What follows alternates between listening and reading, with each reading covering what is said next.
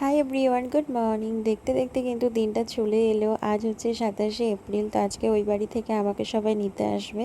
তো আজকে আমি চলে যাব শ্বশুর বাড়ি। তো সকাল থেকে যেমন আকাশটারও মুখ ভার হয়ে আছে, তেমন আমারও তাই।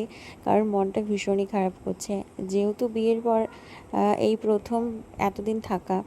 তো ওই জন্য একটু মনটা ভীষণই খারাপ করছে। আর বাবার বাড়ি এলে তো যাওয়ার সময় মনটা সবসময়তেই খারাপ হয়।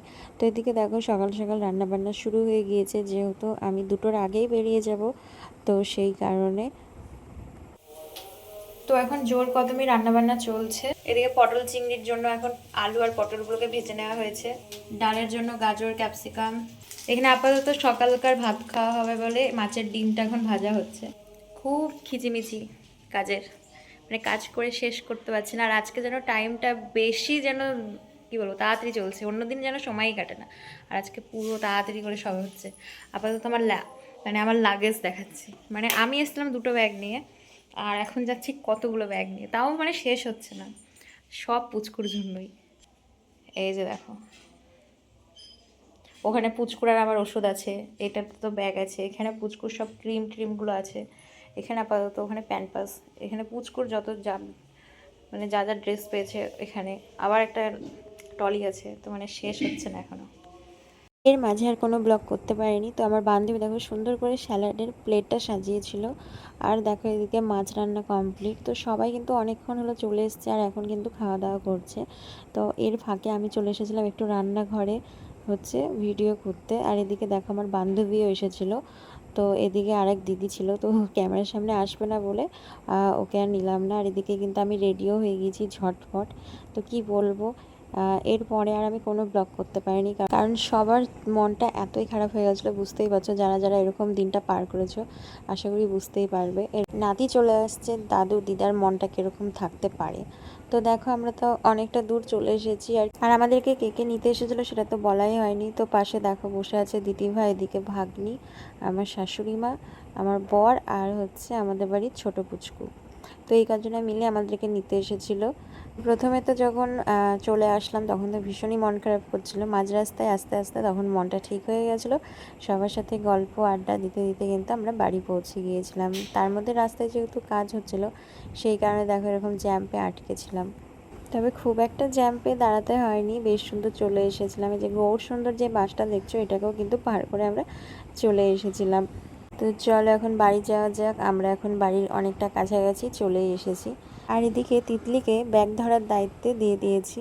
এরপরে দেখো অনিককে তার ঠাম্মা বরণ করে ঘরে তুলছিল। তো আমার ছেলের নাম রেখেছি অনিক, আর ডাকনাম হচ্ছে তোজো। তো তোমাদেরকে বলেই দিলাম। আর বাড়িতে এসে পুরো বাড়িটাই কিন্তু এখন একটু চেঞ্জ হয়ে গিয়েছে। আগে একরকম দেখে গিয়েছিলাম, আর এখন আর এক রকম দেখছি। বিয়ে হয়ে যখন এসেছিলাম তখন যে ঘরে আমি থাকি সেটা সবে সবে নতুন তৈরি করা হয়েছিল। আজ আবার ছেলেকে নিয়ে যখন আসলাম, ঘরটা আবার নতুন করে সেজে উঠেছে। তো ভীষণই ভালো লাগছিল। তো আগে যেহেতু পুটি করা ছিল, রং করা ছিল না, আর এইবার কিন্তু রং করা হয়েছে, টাইলস বসানো হয়েছে। বরণের পর্ব শেষ। এখন কিন্তু তোজোকে নিয়ে প্রথমে আমি যাব ঠাকুর ঘরে।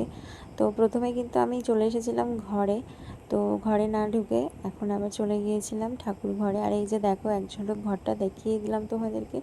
তো পরে আমি অন্য সময় তোমাদের সাথে ঘরের ভিডিওটা শেয়ার করব। তো এই যে দেখো ঠাকুর ঘরে তোজোকে নিয়ে চলে এসেছে, আর ও তো পুরো ঘুমাতে ঘুমাতে এসছে সারা রাস্তা। আর এই যে দেখো যেই নিচে দিয়ে দিয়েছিল ঠাকুর ঘরে, ও কিন্তু কান্না করছিল। এরপরে কিন্তু তোজোকে নিয়ে গেলাম আমাদের ঘরে, তোজোর ঘরে। তো এই যে দেখো ঘরটা আশা করি বুঝতেই পারছো, আগে কিন্তু পুটি করা ছিল তাই সাদা ছিল, আর এখন কিন্তু কালার হয়েছে।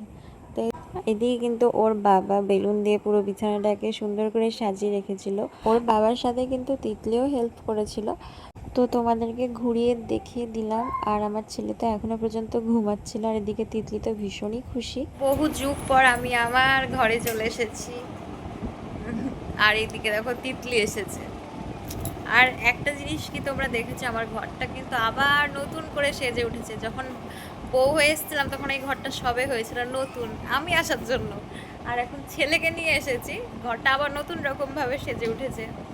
এই যে দেখো নতুন আপাতত আমার, এই যে দেখো ব্যাগের এখানে পাহাড় পড়ে গেছে এখানে। আর ঘরটা যেহেতু কিছুদিন আগেই কালার করা হয়েছে, আমার বর যেটুকু পেরেছে সাজিয়ে গুছিয়ে রেখেছে, আর বাকিটা পুরো অগোছলো হয়ে আছে।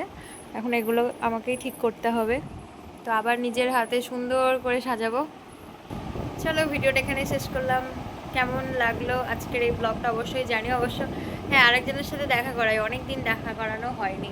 এই যে দেখো রিয়ান, রিয়ান একটু হাই করে দাও, হাই করে দাও, হাই করো, হাই করো।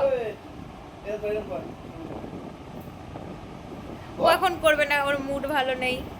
তো চলো ভিডিওটা এখানেই শেষ করলাম। ভালো লাগলে লাইক কমেন্ট শেয়ার, না না করো করো করো করো,